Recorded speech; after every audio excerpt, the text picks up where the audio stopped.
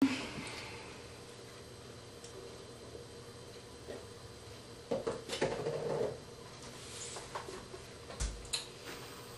way I figured everyone gets a miracle. Like,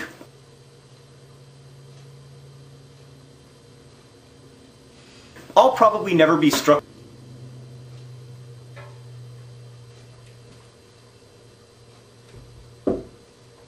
lightning or win become the dictator of a nation in the Pacific Islands, or contract terminal ear cancer, or spontaneously combust. Hey girls, it's Thursday and it's been way too long. So we're officially the Word Eaters and I'm super excited for this. I mean, it was a book that brought us together. It all started with Twilight. So I think a book club is appropriate, and I think it's awesome that Paper Towns is our first book because, I mean, John Green, Nerd Fighters and all that. So some of my first impressions of the book, even though this is actually like the 6th time I'm reading this, I think, and I've been like forcing it on everybody I know. I do that with Looking for Alaska too. But I love all the details about Orlando, like the subdivisions, and how everything in Jefferson Park is named after Dr. Jefferson Jefferson, and how, I don't know, Orlando's a little bit ridiculous. But I think what I love most is the dynamic between Q and his friends. John Green is the master of witty nerd banter, and I wouldn't expect anything less of him. But I love Ben. He's like ridiculously endearing with all his talk of honey bunnies. I feel like I'm gonna start using that word more in honor of Ben. And I have Radar with Omnictionary. Omnictionary, be still my heart. With Omnictionary. And his parents who collect black Santas. You know, who wants to bet that the sales for black Santas spiked after this book came out?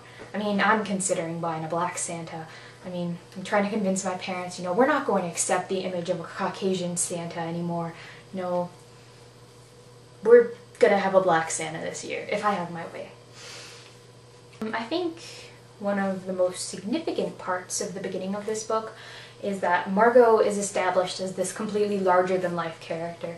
I mean, it's a miracle to live next door to this girl, and she and her exploits are legendary. And so Q doesn't really see her as a person, because she's so, like, she's on a pedestal.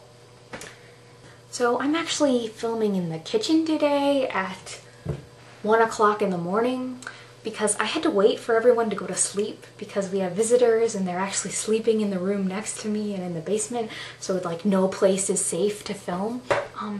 Actually, one of the reasons why I'm filming so late is that I couldn't find my charger and I was scouring my room looking for it. Let's play a game. It'll be fun. It's called Guess How Many Chargers Sarah Found in Her Room That Weren't for Her Camera. I'll give you a moment. 9 chargers. 9 chargers, and they're all for cell phones. I haven't had this many cell phones. It's a little bit disturbing to find these all in my room. So, I don't know. If you're ever in need of a phone charger, call me. So, the world of Twilight is kind of quiet right now. I mean, we're getting some news about casting, but it's still kind of subdued.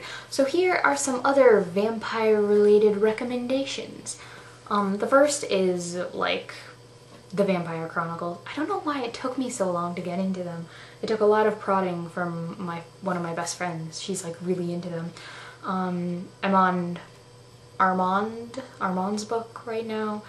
They're very good. A lot of modern vampire books are based, like, they've been a strong influence on vampire media. And the movie's quite good. Interview with a Vampire.